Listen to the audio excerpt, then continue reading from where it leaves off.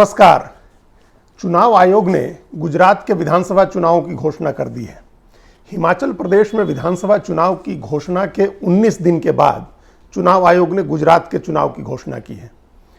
सबको, पूरे देश को यह पता था कि वोटों की गिनती 8 दिसंबर को होगी। सिर्फ मतदान की तारीखों की घोषणा होनी थी। सारा देश जानता था कि 8 दिसंबर को हिमाचल प्रदेश के साथ ही गुजरात के भी वोट गिने जाएंगे। तो वही हुआ। चुनाव आयोग ने बताया कि 8 दिसंबर को वोट गिने जाएंगे, हिमाचल के साथ गिने जाएंगे और 1 दिसंबर और 5 दिसंबर को मतदान होगा। सोचे, ये चुनाव आयोग की स्वतंत्रता है, निष्पक्षता है, यही चुनाव आयोग की साख है कि उसने एक राज्य की घोषणा की, उसके 19 दिन के बाद दूसरे राज्य की घोषणा की और एक राज्य में मतदान हो जाएगा, हिमाचल प्रदेश में 12 नवंबर को, और लोग अगले महीने की 8 दिसंबर तक नतीजे का इंतजार करेंगे जब गुजरात के साथ वोटों की गिनती होगी। तो चुनाव आयोग की निष्पक्षता, उसकी साख, उसकी स्वतंत्रता, ये सब अलग चीज़ें हैं। ये जो पूरा घोषणा है, पूरी प्रक्रिया हो, किस तरह से प्रहसन बन गई और कैसे हिमाचल के चुनाव की घोषणा के बाद 19 दिन का समय दिया गया, जब गुजरात में हजारों करोड़ रुपए की परियोजनाओं की घोषणा होती रही, लोकार्पण होता रहा, उद्घाटन होता रहा। तो ये सब चीज़ें किस तरह से आयोग की साख एक प्रहसन के रूप में हो गया है, वो अलग से एक चर्चा का विषय है। लेकिन आज हम चर्चा करेंगे गुजरात के विधानसभा चुनाव पर। गुजरात का विधानसभा चुनाव कई कारणों से राष्ट्रीय दिलचस्पी का विषय है। समूचा देश गुजरात का चुनाव देख रहा है। गुजरात के चुनाव पर सभी राजनीतिक दलों की नज़र है। जो राजनीतिक दल वहां चुनाव नहीं लड़ रहे हैं उनकी भी, जिनका कोई लेना देना नहीं है, वो भी उस पर नज़र रखे हैं। और देश के जितने भी राजनीतिक रूप से जागरूक लोग हैं, सबकी नज़र गुजरात के चुनाव पर है। और इसके कई कारण हैं। एक तो गुजरात प्रधानमंत्री नरेंद्र मोदी और केंद्रीय गृह मंत्री अमित शाह का राज्य है, इसलिए पूरे देश की नज़र उस पर है। अगर प्राचीन मिथकों का सहारा लेकर के कहें तो इन दोनों की जान, गुजरात एक ऐसा तोता है जिसमें इन दोनों की जान बसती है। अगर गुजरात में जरा सी भी उलटफेर हो, जरा सा कोई बड़ी राजनीतिक उलटफेर हो जाए, नतीजों में जरा सी भी गड़बड़ी हो जाए, तो फिर पूरे देश की राजनीति और पूरे देश की सत्ता प्रधानमंत्री मोदी और अमित शाह के हाथ से रेत की तरफ फिसल जाएगी। इसलिए भारतीय जनता पार्टी किसी भी कीमत पर, किसी भी हाल में गुजरात चुनाव हारना अफोर्ड नहीं कर सकती है। और जिस तरह से गुजरात का चुनाव लड़ा जा रहा है, चुनाव की घोषणा से पहले जिस तरह के काम वहां हुए हैं, उनको देख करके लग भी रहा है कि भारतीय जनता पार्टी इस चुनाव को कितनी गंभीरता से ले रही है। तो एक तो पूरे देश की नज़र इस वजह से भी है कि ये प्रधानमंत्री मोदी और गृह मंत्री अमित शाह का राज्य है। और उसी के साथ हिमाचल के भी नतीजे आएंगे, जो भाजपा के राष्ट्रीय अध्यक्ष जेपी नड्डा का प्रदेश है। तो ये दोनों चुनाव भले विधायकों की संख्या के लिहाज से बहुत बड़े नहीं हैं, सांसदों की संख्या के लिहाज से भी बहुत बड़े नहीं हैं, इसके बावजूद अगर राष्ट्रीय दिलचस्पी का कारण बने हैं तो वो इस वजह से कि ये जेपी नड्डा, नरेंद्र मोदी और अमित शाह के राज्य हैं। सबकी नज़र इसलिए भी होगी क्योंकि कई बड़े राजनीतिक सवालों का जवाब गुजरात के चुनाव नतीजे से मिलेगा। गुजरात के नतीजों से पता चलेगा कि भारतीय जनता पार्टी कितनी सहजता से चुनाव जीतती है या मुश्किल से चुनाव जीतती है। टक्कर किस तरह की होती है, भाजपा का 27 साल के एंटी इनकम्बेंसी पर लोग किस तरह से रिएक्ट करते हैं। तो ये इस लिहाज से भी एक दिलचस्पी है। इस सवाल का भी जवाब वहां से मिलेगा।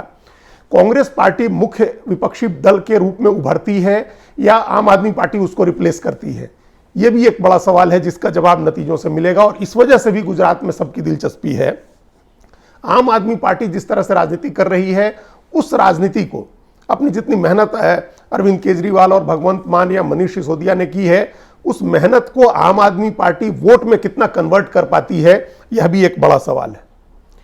आम आदमी पार्टी एक मजबूत राजनीतिक ताकत के रूप में उभरेगी या सिर्फ वोट काटने वाली पार्टी की भूमिका निभाएगी। वो वोट कटवा है और कांग्रेस पार्टी को हरा करके बीजेपी की जीत सुनिश्चित करेगी, बीजेपी की बड़ी जीत का रास्ता बनाएगी, या उसकी कोई राजनीतिक हैसियत बनती है। यह भी एक बड़ा सवाल है जिसकी वजह से गुजरात चुनाव में सबकी दिलचस्पी है। ये ध्यान रहे कि पिछली बार का चुनाव बहुत कांटे का चुनाव हुआ था। पिछली बार भारतीय जनता पार्टी को करीब 49% वोट मिले थे और उसकी सीटों की संख्या 99 पर रह गई थी। वो 100 का आंकड़ा नहीं छू पाई थी, 3 अंकों में नहीं गई थी। और ये जब से बीजेपी वहां जीत रही है, 1995 के बाद से ये पहला चुनाव था जब उसकी सीटों की संख्या 3 अंक में नहीं पहुंची थी। और ये भी जानना जरूरी है कि गुजरात में भले केशुभाई पटेल मुख्यमंत्री बने हो या शंकर सिंह वाघेला बने हो या सुरेश मेहता बने हो, ये जो भी बना, लेकिन 95 में जब से बीजेपी जीत रही है तब से नरेंद्र मोदी की भूमिका उस जीत में है। 95 का चुनाव उन्होंने लड़वाया था और वो जीत का बड़ा श्रेय उनको मिला था। और यही वजह थी कि शंकर सिंह वाघेला नाराज हो गए थे और उन्होंने एक शर्त रखी थी। जब उन्होंने पार्टी के विधायकों को तोड़ा, उनको अलग ले जाकर के रखा गया दूसरे प्रदेश में, तो उस समय उनकी शर्त ये थी कि उनके लोगों को मंत्री बनाया जाए और नरेंद्र मोदी को गुजरात की राजनीति से निकाल करके दूसरी जगह भेजा जाए। तो ये 95 के चुनाव के बाद हुआ था। उस समय चुनाव नरेंद्र मोदी ने लड़ाया था और उस समय उन्होंने पहली बार अपनी संगठन क्षमता या चुनाव लड़ाने की क्षमता का परिचय दिया था।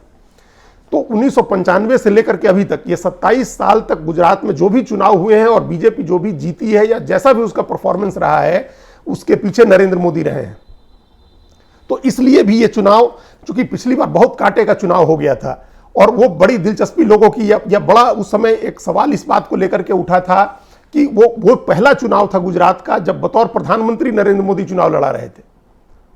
तो इसलिए उम्मीद थी कि बीजेपी का परफॉर्मेंस बहुत अच्छा होगा 2017 के चुनाव में, लेकिन ऐसा नहीं हुआ। बीजेपी सिर्फ 99 सीट पर रह गई और कांग्रेस पार्टी 77 सीट तक पहुंची और उसको 42% के करीब वोट आया था। तो ये जो पिछली बार कांटे की टक्कर हुई थी, क्या वैसी टक्कर इस बार होगी? इस वजह से भी देश की नजर गुजरात के चुनाव पर है। पिछली बार गुजरात चुनाव से ठीक पहले, एक साल पहले नोटबंदी हुई थी। 500 और 1000 रुपए के नोट बंद कर दिए गए थे और गुजरात अर्थव्यवस्था को, आर्थिकी को, रुपए की भाषा को समझने वाला राज्य है। इसके बावजूद उस राज्य ने नरेंद्र मोदी के नाम पर और भारतीय जनता पार्टी के नाम पर बीजेपी को वोट दिया। उसको 49% वोट आए थे और जीएसटी भी जुलाई में लागू हुआ था। तो क्या इस बार ये दोनों मुद्दे, उस समय नोटबंदी का असर अभी बहुत ज्यादा नहीं दिखा था और जीएसटी से भी क्या समस्याएं आनी है, ये वहां के कारोबारी उस समय तक नहीं समझ पाए थे, तब तक चुनाव आ गया था। तो क्या इस बार ये माना जा सकता है कि जब नोटबंदी का पूरा असर देश के लोगों ने देख लिया और गुजरात के बिजनेस पर भी इसका बड़ा असर पड़ा है, जीएसटी की वजह से क्या परेशानी हुई है इसको भी वहां के कारोबारियों ने अब झेल लिया है, और कोरोना की वजह से जो लॉकडाउन लगे और उससे जो कारोबार का भट्ठा बैठा, ये भी लोगों ने झेल लिया है वहां।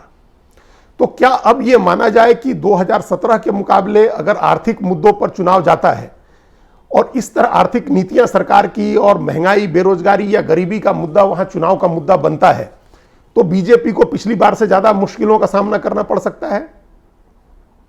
ये पिछले दिनों एक देश की प्रतिष्ठित संस्था एसएफोलॉजी की, जिन लोगों ने सब वहां चुनाव पूर्व सर्वे किया गुजरात में, सीएसटीएस लोक नीति के सर्वे में जो द हिंदू अखबार में छपा, उसके मुताबिक 50-51% के करीब लोगों ने महंगाई को बड़ा मुद्दा बताया और यह भी कहा कि उनकी परेशानी का बड़ा कारण महंगाई है। और अगर बाकी सारी आर्थिक चीजों को इसमें शामिल करें, जिसमें महंगाई के साथ बेरोजगारी और गरीबी भी है, उसको शामिल करें, तो ये संख्या 70% तक पहुंच जा रहा है। करीब 70% लोगों ने कहा कि ये जो महंगाई है, बेरोजगारी है या गरीबी है, ये उनकी परेशानी का बड़ा कारण है। तो ये चुनाव से ठीक पहले, चुनाव की घोषणा से ठीक पहले ये सर्वे हुआ है। तो अगर ऐसा होता है, पिछली बार लोगों ने नोटबंदी का पूरा असर नहीं देखा था, जीएसटी का पूरा असर नहीं देखा था, कोरोना का असर नहीं, कोरोना नहीं आया था तो उसका कोई असर लोगों को अनुभव नहीं हुआ था, और प्रधानमंत्री के रूप में नरेंद्र मोदी पहली बार चुनाव लड़ा रहे थे गुजरात में, तब इतनी कांटे की टक्कर हो गई थी। इस बार तो 27 साल की एंटी इनकम्बेंसी है, ऊपर से 8 साल के डबल इंजन की सरकार की एंटी इनकम्बेंसी है, नोटबंदी का पूरा असर देखा है लोगों ने, जीएसटी की जो मुश्किलें हैं उसका असर देखा है लोगों ने, कोरोना से जो मुश्किल हुई है उसको देखा है लोगों ने। तो इस बार भी क्या चुनाव पहले की तरह ही होगा या कुछ नया होगा? गुजरात के चुनाव को लेकर के ये एक बड़ा सवाल है और इस वजह से बड़ी दिलचस्पी है लोगों की। जो एंटी इनकम्बेंसी की बात अभी मैं कह रहा था, जिसमें 27 साल की एंटी इनकम्बेंसी बीजेपी की है, उसमें विधायकों और सांसदों की जो एंटी इनकम्बेंसी है वो भी एक बड़ा फैक्टर है। पिछले 2 चुनावों से, मतलब 2014 में और 2019 में भारतीय जनता पार्टी गुजरात की सभी 26 सीटों पर जीती है और उसके पहले भी ज्यादातर सीटें बीजेपी ही जीतती रही है। तो जो एमपीज के खिलाफ जो एक एंटी इनकम्बेंसी होगी लोगों में, वो होगी। तमाम स्थानीय निकायों पर लगभग सभी जगह बीजेपी का कब्जा है, तो एक उसकी एंटी इनकम्बेंसी होगी। विधायकों को लेकर के होगी, सरकार जो डबल इंजन की सरकार है उसको लेकर के होगी। हालांकि इस एंटी इनकम्बेंसी को कम करने के लिए बीजेपी ने एक बड़ा फैसला किया। पिछले साल मुख्यमंत्री को बदल दिया, विजय रूपानी को हटा करके भूपेंद्र पटेल को मुख्यमंत्री बनाया गया और तमाम मंत्री हटा दिए गए, सारे पुराने मंत्री हटा करके बिल्कुल नए मंत्री बनाए गए। तो वो एक फैक्टर था, एक तरीका होता है ये एंटी इनकम्बेंसी कम करने का। इस तरीके का इस्तेमाल बीजेपी ने उत्तराखंड में भी किया था और चुनाव जीत गई। तो ये हो सकता है कि वहां भी करे। इस दाव को बीजेपी ने 2017 के चुनाव में भी आजमाया था, जब आनंदीबेन पटेल को हटा करके और विजय रूपानी को मुख्यमंत्री बनाया गया था चुनाव से ठीक पहले। तो हो सकता है कि इससे कुछ एंटी इनकम्बेंसी कम हो, लेकिन वो एक फैक्टर होगा बीजेपी के सामने, वो एक बड़ी चुनौती होगी। और इसमें कोई संदेह नहीं है कि प्रधानमंत्री नरेंद्र मोदी इस बात को समझ रहे हैं, तभी उन्होंने इतनी मेहनत की है चुनाव से पहले, और चुनाव में जो मेहनत करेंगे चुनाव प्रचार में, वो सब सारी दुनिया देखेगी। गुजरात के चुनाव पर बीजेपी के साथ साथ जो बीजेपी, कांग्रेस और आम आदमी पार्टी के साथ साथ सारे देश की नज़र इस वजह से भी है कि गुजरात राष्ट्रीय स्वयंसेवक संघ और भारतीय जनता पार्टी के हिंदुत्व की प्रयोगशाला वाला राज्य है। वो प्रयोगशाला, गुजरात को प्रयोगशाला बना करके और हिंदुत्व के तमाम प्रयोग वहाँ किए गए, जो आरएसएस और बीजेपी की तरफ से। और उसका नतीजा ये है कि पिछले कई दशक में जो हिंदुत्व के प्रयोग हुए हैं, उसकी वजह से जन जन तक और एकदम नीचे स्तर तक ये हिंदुत्व की धारणा, राष्ट्रवाद की धारणा, बीजेपी के प्रति लगाव, ये स्थापित हुआ है। तो बीजेपी के उस हिंदुत्व के मुकाबले आम आदमी पार्टी अपना हिंदुत्व लेकर के आई है गुजरात में।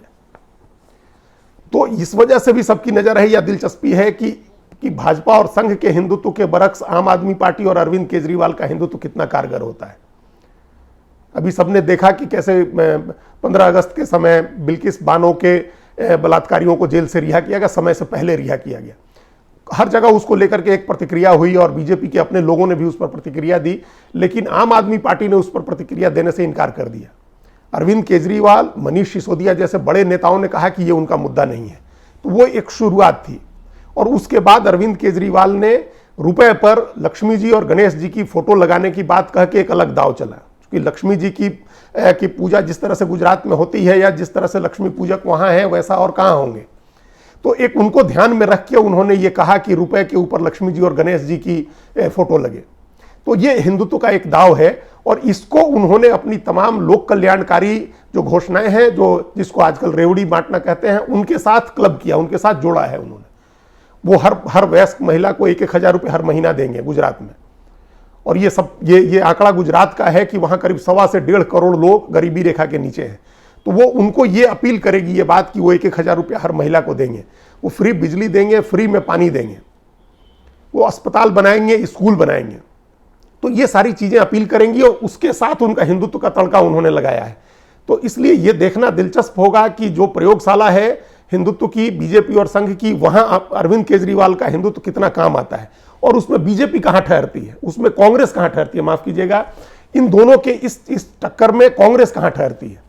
कांग्रेस जो एक सेकुलर लिबरल मतदाताओं की पसंद रही है कांग्रेस पार्टी, और वहाँ से वहाँ के गांवों में कांग्रेस पार्टी को वोट मिलते रहे, आदिवासियों के बीच कांग्रेस को वोट मिलते रहे, वो कांग्रेस के साथ रहता है वो पारंपरिक वोट, या वो भी इस तरह के किसी जुमले से या इस तरह के प्रचार से प्रभावित होता है। और आखिर में जो सबसे बड़ा सबक है जिसके लिए गुजरात के चुनाव पर सबकी नजर होगी, वो ये है कि विपक्ष की राजनीति आगे क्या सेप लेगी, ये गुजरात के नतीजे से तय होगा। विपक्षी पार्टियां अभी बिखरी हुई हैं और सब ये सैद्धांतिक रूप से ये जरूर कह रहे हैं कि भारतीय जनता पार्टी को टक्कर देने के लिए समूचे विपक्ष को एक साथ आना चाहिए, लेकिन अभी विपक्ष एक साथ आ नहीं रहा है और इसका फायदा बीजेपी को मिल रहा है। अगर गुजरात में भी ऐसा होता है कि आम आदमी पार्टी जो कांग्रेस का पारंपरिक वोट है, जो उसको पिछले 5 या 6 चुनावों से उसको जो 40% के करीब वोट मिलता रहा है, 36 से 42% के करीब वोट मिलता है, उसमें कितना डैमेज करती है आम आदमी पार्टी। अगर आम आदमी पार्टी इतना वोट काट लेती है कि कांग्रेस की सीटें 20-30 कम हो जाएं, आम आदमी पार्टी को भी कुछ सीटें मिल जाएं और बीजेपी के लिए बहुत कंफर्टेबल हो जाए, जीत का रास्ता बहुत सुगम हो जाए, बहुत आसान हो जाए और पिछली बार की तरह कांटे की टक्कर न रहे, बीजेपी 125 से ऊपर चली जाए जिसका दावा कर रही है पार्टी। तो अगर ऐसा होता है तो ये देश की तमाम विपक्षी पार्टियों के लिए बड़ा सबक होगा। फिर उनको उनके दिमाग की घंटी बजेगी, उनको लगेगा कि अगर बीजेपी के साथ मुकाबला करना है तो समूचे विपक्ष को एकजुट होना होगा। तो ये सबसे बड़ा सबक होगा और इस वजह से सारी विपक्षी पार्टियां, चाहे बंगाल की हों, बिहार की हों या आंध्र प्रदेश और तेलंगाना की हों, उनकी नज़र गुजरात के चुनाव पर होगी। तो ये कुछ कारण है जिनकी वजह से गुजरात के चुनाव पर सबकी नज़र होगी। आगे गुजरात का चुनाव जैसे जैसे आगे बढ़ेगा इस पर और चर्चा करेंगे, लेकिन ये चर्चा सारी इसी के इर्द गिर्द होगी कि क्यों पूरे देश की नज़र गुजरात के चुनाव पर है और गुजरात का चुनाव क्यों नरेंद्र मोदी और अमित शाह के साथ साथ समूचे विपक्षी पार्टियों के लिए भी बहुत महत्वपूर्ण है। धन्यवाद।